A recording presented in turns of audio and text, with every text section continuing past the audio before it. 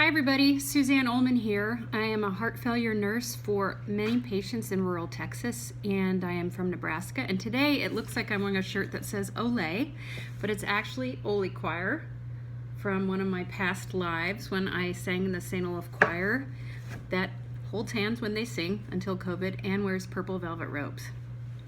So I wanted to talk today. I made a video yesterday about the Cracker Barrel, and I made it before the terrorist activity at our Capitol by some people from our own country.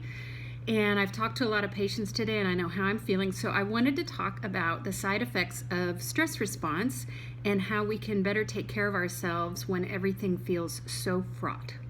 So everyone has pretty much heard of the concept of adrenaline, or you might have heard, say, adrenaline dump.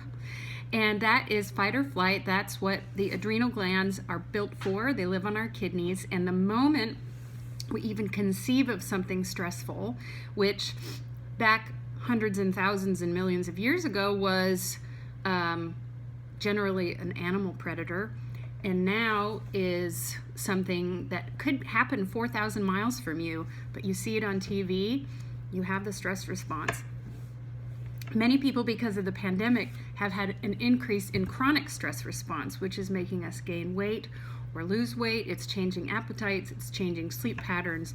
So, very briefly, some things you can do to check in with yourself.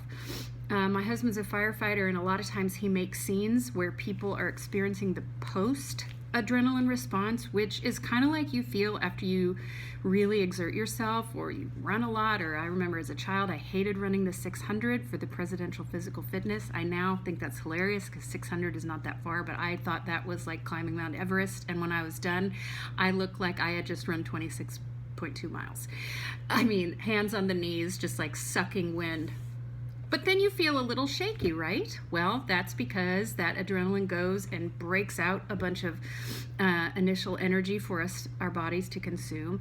And I just want you to imagine you have all this adrenaline coursing through you, but you're not running. You're sitting in your chair. You're lying in your bed. You're lying on the floor like I do when I'm feeling overwhelmed in the shape of the letter X. So what can we do to replenish ourselves? Number one, acknowledge how bad we feel or that we feel worn out.